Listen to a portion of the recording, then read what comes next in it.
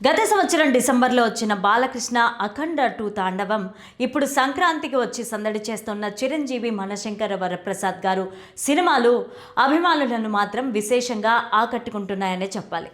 ఈ రెండు చిత్రాల్లోనూ ఆ టాప్ హీరోస్ కూతుళ్ళు పాలు పంచుకోవడం విశేషం. బాలకృష్ణ అఖండ 2 చిత్రానికి ఆయన చిన్న కూతురు తేజస్విని నిర్మాణ భాగస్వామి. అదే తీరున చిరంజీవి మనశంకర వరప్రసాద్ గారు సినిమాకి ఆయన పెద్ద కూతురు సుష్మిత కొణిదెల నిర్మాతల్లో ఒకరిగా వ్యవహరించారు. ప్రస్తుతం టాలీవుడ్లో ఈ ఇద్దరు అమ్మాయిల గురించి సినీ జనం చర్చించుకుంటూ ఉండడం విశేషంగా మారింది. ఈ ఇద్దరు అమ్మాయిలు తమ తండ్రుల్లో అసలైన ఫైర్ను జెన్జీని సైతం ఆకర్షించేలాగా బయట పెట్టారని టాలీవుడ్ జనం భావిస్తున్నారు. ఈ వీడియోని చివరి వరకు చూడండి. లైక్, షేర్, సబ్స్క్రైబ్ చేయడం మాత్రం అస్సలు మర్చిపోకండి. బాలకృష్ణ అంటేనే పవర్ఫుల్ రోల్స్కు కేర్ ఆఫ్ అడ్రస్గా భావిస్తారు. ఆయనంటే కొందరు భయపడుతూ ఉంటారు.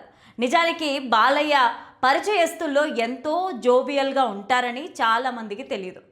అయితే ఆయనలోని చిలిపితనాన్ని, మంచి మనసును అందరికీ అర్థమయ్యేలాగా ఆవిష్కరించిన వేదిక ఆహా ఓటీటీ ప్లాట్ఫామ్ అనే చెప్పాలి.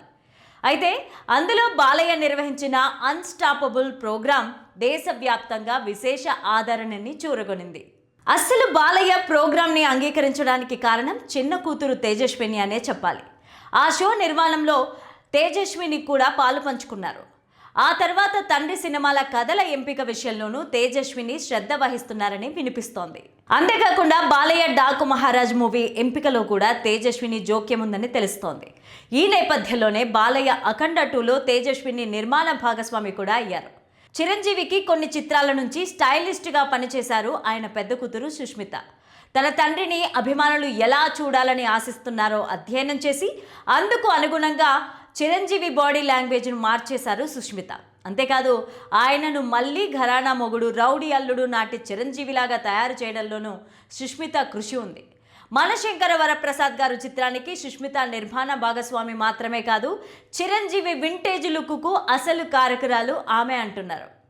ఇలా అటు బాలయ్యకు ఇటు చిరంజీవికి వారి కూతుళ్ళు పెద్ద ప్లస్ అయ్యారని పరిశీలకుల మాట. ఈ టాప్ హీరోస్ ఫ్యాన్స్ కోరుకునే అంశాలను వారి కూతుళ్ళు అధ్యయనం చేసి ఇద్దరూ సంక్రాంతికి హిట్ పట్టేశారని ఫ్యాన్స్ అంటున్నారు. గత సంవత్సరం బాలయ్య డాకు మహారాజుకు తేజస్విని సపోర్ట్, ఇప్పుడు చిరంజీవి మనశంకర వరప్రసాద్ గారికి సుష్మిత మద్దతు కలిసి వచ్చాయని సినీ జనం భావిస్తున్నారు. రాబోయే రోజుల్లో ఈ ఇద్దరు టాప్ స్టార్స్ మూవీస్కు వారి కూతుళ్ళు ఏ తీరున కృషి చేస్తారో వెయిట్ చేసి చూడాలి. మనశంకర వరప్రసాద్ గారు సినిమా మంచి విజయాన్ని అందుకున్న విషయం అందరికీ తెలిసిందే. చాలా గ్యాప్ తర్వాత చిరంజీవి ఒక మంచి హిట్ని అందుకున్నారు. వరుసగా 9వసారి డైరెక్టర్ అనిల్ రావుపుడి తన విజయ పరంపరను కొనసాగించారు. మెగా ఫ్యాన్స్ చాలా కాలం తర్వాత వింటేజ్ చిరంజీవిని చూసి ఆనందంతో ఉక్కిరిబిక్కిరవుతున్నారు. అచ్చమైన సంక్రాంతి సినిమా అంటూ కుటుంబాలు సంబరాలు చేసుకుంటున్నాయి. చిరంజీవి వెంకటేష్ కాంబినేషన్ను చూసి అంతా ఫిదా అవుతున్నారు.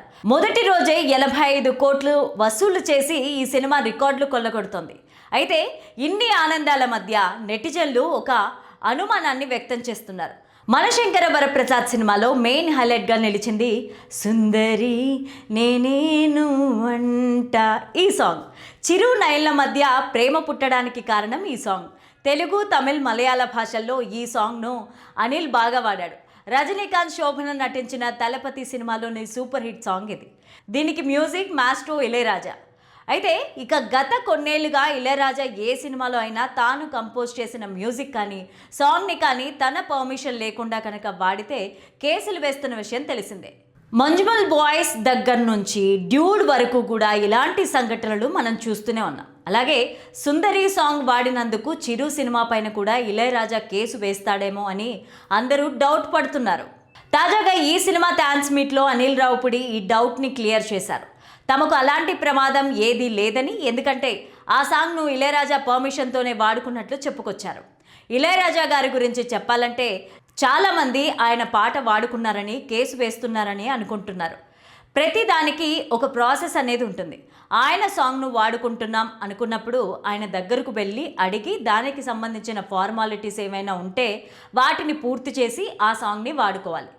మా నిర్మాతలు వెళ్ళి ఇళయరాజా గారిని కలిసి ఇలా మీ సాంగ్ని చిరంజీవి గారి సినిమాకు వాడుకుంటున్నామంటే వాడుకోండి అని చెప్పి అన్నారు.